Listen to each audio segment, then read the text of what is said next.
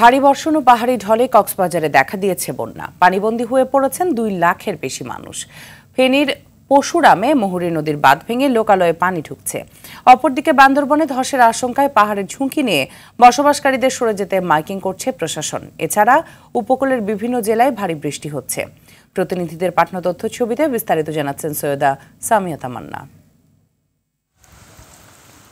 অব্যাহত বৃষ্টি আর পাহাড়ি ঢলে আকস্মিক বন্যার কবলে কক্সবাজারের 7 উপজেলার বিভিন্ন এলাকা। বিপাকে পড়েছেন এখানকার বাসিন্দারা।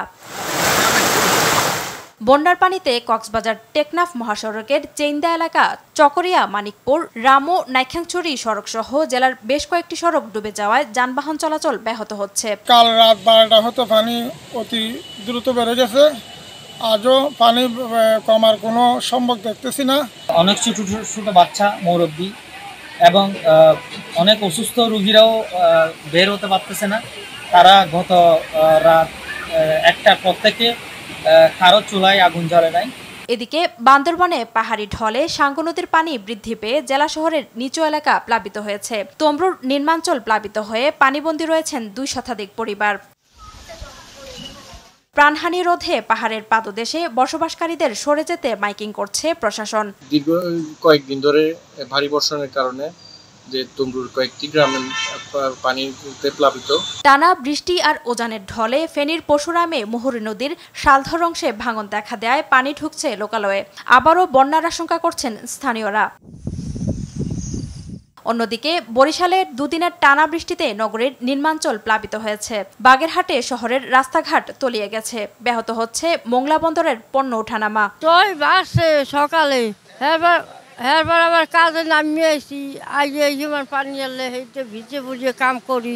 এক সময় ড্রেনটা খুব, যে সময় ড্রেন না আসলে এই সময় তো খুব ভালো আসলে, কারণ ড্রেন গহনে আরো মানুষ কষ্ট ভোগ করতে আছে। টানা বৃষ্টিতে ভোলায় ডুবে গেছে ফেরিঘাট, সড়ক ও নির্মাঞ্চল। পটুয়াখালীতে 24 ঘন্টায় 206 মিলিমিটার বৃষ্টিপাত রেকর্ড করা হয়েছে।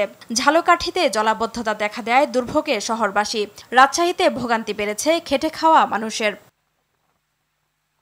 সক্রিয় মৌসুমী বায়ু উত্তর বঙ্গোপসাগরে প্রবল থাকায় দেশের 6 বিভাগেই বৃষ্টি হচ্ছে বলে জানিয়েছে আবহাওয়া অফিস। বৃষ্টিপাতের যে তীব্রতা তা 3 তারিখ সকাল থেকে 4 তারিখ অর্থাৎ 4 আগস্ট বিকেল পর্যন্ত তীব্রতা একটু কম থাকবে, কিন্তু এরপরে আবার বৃষ্টিপাতের তীব্রতা 5 আগস্ট থেকে বৃদ্ধি পেয়ে 10 তারিখ পর্যন্ত অব্যাহত থাকতে পারে। তবে বৃষ্টিপাতের তীব্রতা কম বেশি যাই হোক না কেন, বৃষ্টিপাত থেমে থেমে 1 পশলা 2 পশলা বৃষ্টিপাত হতে পারে। সৈয়দা সামিয়া তামান্না, RTV।